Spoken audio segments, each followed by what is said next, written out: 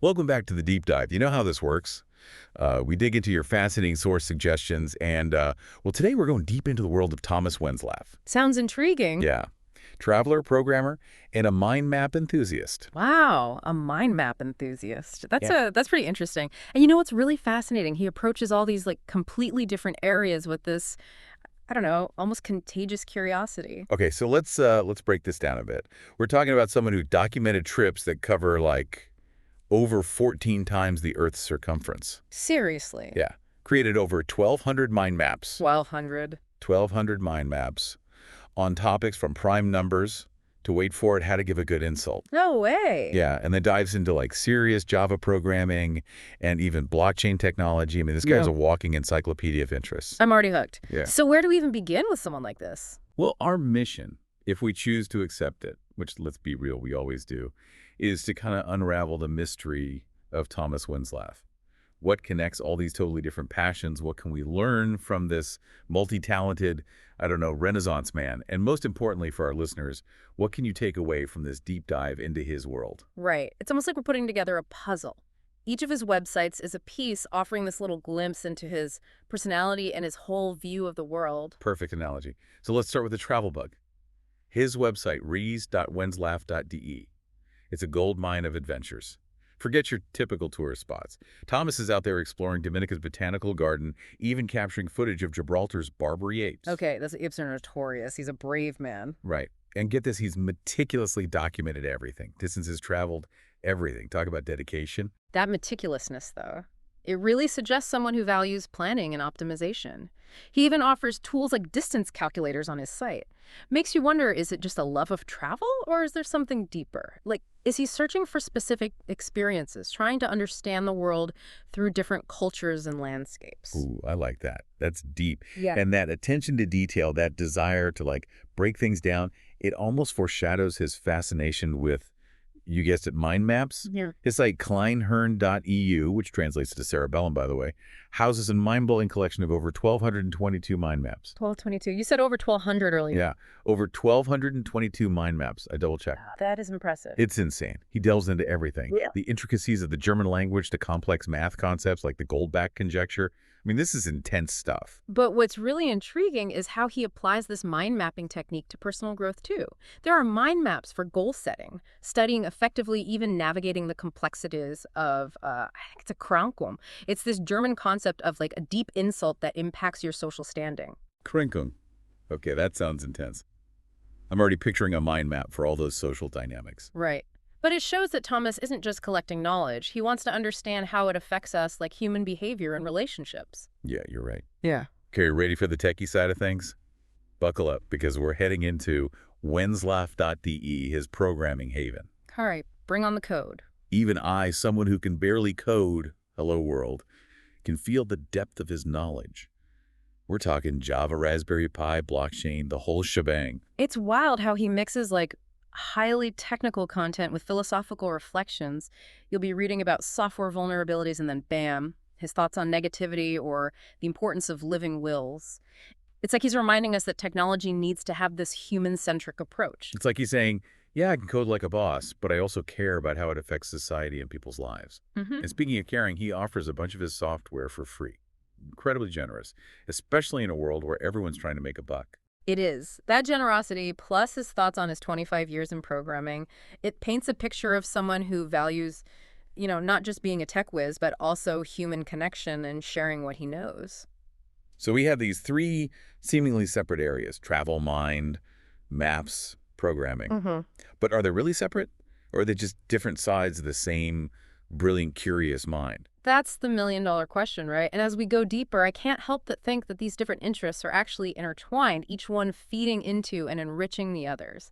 It's fascinating. It's like each website is a clue, a piece of the puzzle. There's Thomas Wenslaf.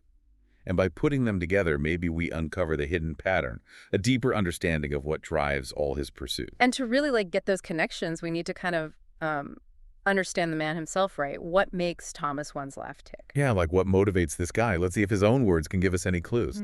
On his travel site, he has this quote, "A journey of 1,000 miles begins with a single step." Pretty classic, right? Yeah, definitely. And it speaks to his, practical approach, his Yeah. belief in like breaking down these huge tasks into smaller, more achievable goals, Right. which actually, if you think about it, totally aligns with that whole mind mapping thing. Oh, you're so right. It's like he's using these maps, not just for information, but to like chart his own path through life. Exactly. And speaking of paths on his mind map site, he writes, the best way to predict the future is to create it. Definitely not someone who just sits around waiting for things to happen. Nope. He's a doer for sure, proactive. Yeah. But there's this, I don't know, reflective side to him too. On his programming site, he has this line, life is too short to be anything but happy. That really stuck with me. Yeah, me too. Yeah. It makes you think about why he does all this. Is he driven by this desire to like spread joy, to make the world a better, happier place? Is that the common thread? It's possible, right? And it kind of fits with his whole emphasis on sharing. He even says, share your ideas. They might inspire others, which goes right along with offering all that software for free. Hold on a sec. Okay. 1,200 mind maps, traveling the world 14 times over A&D, giving away his software. Is this guy superhuman? What can't he do? Well, maybe he has his off days like all of us. Mhm. But what's so cool is that he's willing to put himself out there, constantly pushing himself. On his programming site, there's a whole section called Give Me Courage. Oh, wow. Give me courage. I love that. It speaks to this fearlessness, Yeah. a desire to step outside his comfort zone, which, come to think of it, you probably need that when you're exploring all these unfamiliar territories, both Yeah. geographically and intellectually. Exactly. And maybe that's the link that ties everything together. He's using travel to experience the world mind maps to understand it, and programming to interact with it to actually like shape it in a way. Whoa, okay, that's blowing my mind a little bit. It's like Yeah. he's using these 3 tools, travel, mind maps, programming, to really engage with life on all these different levels. And the coolest part is how these tools seem to like inform each other, enhance each other. Yeah. For example, his super detailed travel planning, those distance calculators that might come from the same organizational skills he uses in his mind maps. Remember those Blender animations on his programming site? Maybe that visual style is connected to his love of mind maps, which are, of course, totally visual. It's all starting to click into place. Yeah. We're seeing this pattern, a pattern of interconnectedness of a mind that's always trying to learn to grow, to connect the dots. So what does all this mean for our listeners? What can you, listening right now, take away from this deep dive into the world of Thomas Wenslaf? I mean, it's inspiring. It makes you want to look at your own life, your own passions, and see if there are like hidden connections you haven't even thought about. For sure. Maybe you can combine your love of photography with your marketing job. Or maybe your thing for history could like fuel your creative writing. I've always loved baking, but I never saw it as anything more than a hobby. But now hearing all this about Thomas and his interconnected passions, I'm wondering if there's a way to like bring it into my work life somehow. It's worth exploring. And Thomas's story really highlights not just the connections between different things, but also the importance of sharing your knowledge, your skills with others. Totally. Him giving away his software for free, it reminds us that we can all contribute something awesome to the world. And who knows, maybe our little acts of sharing will inspire someone else to do the same. It's like a ripple effect, right? One generous act can create this wave of positive change. So as we wrap up this deep dive, we want to leave you with this skill. What hidden connections are in your own life? What passions have you been ignoring? And how can you use your unique skills and knowledge to make a real difference in the world? Those are the questions we hope you'll think about as you continue your own journey of discovery. Absolutely. And if you're feeling inspired to check out Thomas Wenslaf's world, we totally encourage you to visit his websites. You might just find your own aha moments as you explore his travel adventures, mind map masterpieces, and programming insights. It's a treasure trove waiting to be discovered. That's all for this deep dive, folks. Until next time, keep exploring, keep learning, and never stop connecting those dots.